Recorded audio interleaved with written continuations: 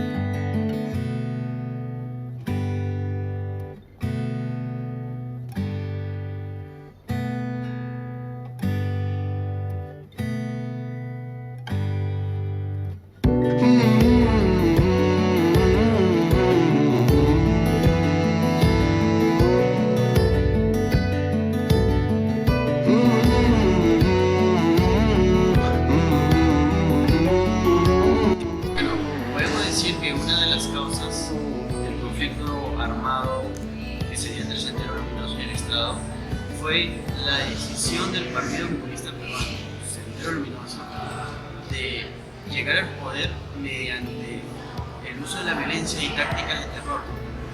Y esto produjo daños colaterales a la ciudadanía.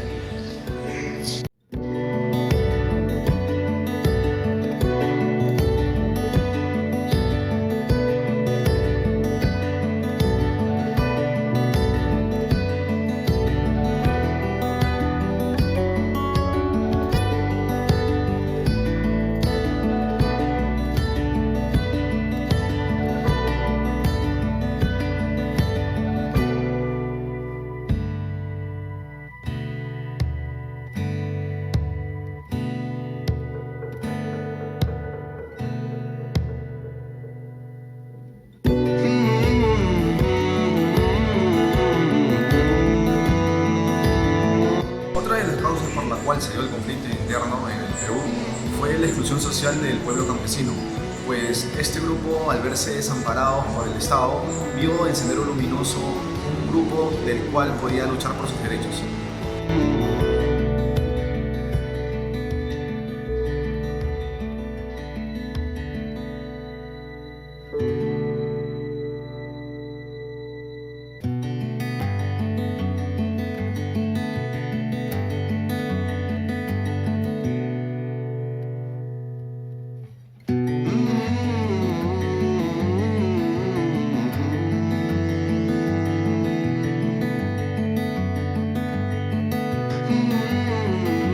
Este es el testimonio de Gladys Canales, una ciudadana peruana que vivió en carne propia el conflicto armado y todas las injusticias que se dieron en esta época. Ella nos cuenta cómo es intervenida por policías y fiscales en su domicilio. Ellos ingresaron con una persona que tenía el rostro cubierto, la cual se indicaba a Gladys Canales como miembro de Sendero Luminoso. Sin más investigación, la opinión de esta persona bastó para ser enjuiciada. Ella fue condenada como miembro de Sendero Luminoso. Ella, al verse presionada, al verse sometida a estas acusaciones, no le tomó más remedio que quedarse callada, pues para ella era un gran asombro todas las acusaciones que se le atribuían. Los policías le indicaban a ella que delate a miembros de Sendero Luminoso para que así ella pueda salir libre.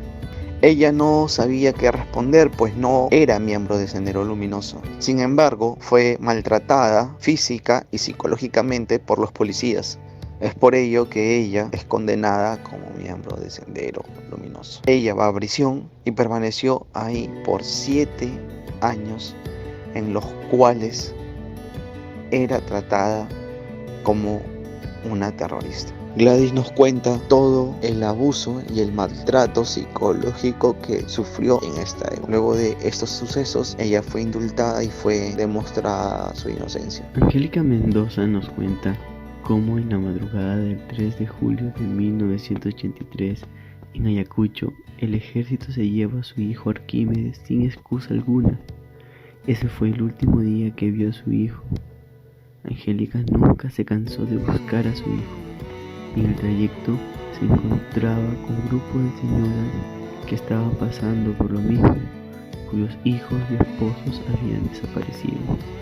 Junto con esta señora, Angélica funda la Asociación Nacional de Familiares de Secuestrados, Detenidos y Desaparecidos del Perú, con el propósito de ser escuchados, puesto que llegaron a un estimado de 7.800 personas desaparecidas y el Estado ignoraba esta estadística. Cuando llegaron a Lima, organizaron una marcha para exigir por sus desaparecidos durante el conflicto armado, y el Estado solo respondió enviando soldados para golpearlos y desalojarlos. Lamentablemente, Angélica y la asociación nunca supieron qué había pasado con sus familiares. Zenón Osnayo nos cuenta que su esposa de 31 años y sus 3 hijas perdieron la vida en la masacre de Santa Bárbara, que sucedió en Huancavelica. Producto de esta pérdida, Zenón se vuelve alcohólico y un día de regreso a Huancayo se cruza con los policías de la PIP y estos lo llevan embarrocado y lo acusan de ser terrorista y haber participado en un atentado a un convoy del ejército. Zenón comenta que en ese entonces los jueces no podían mostrar sus rostros y se comunicaban a través de un parlante. Zenón fue injustamente condenado a 30 años de prisión. Después de haber pasado 11 años en prisión, la ley cambia y esto le da una oportunidad de reabrir su caso y llevarlo a juicio nuevamente.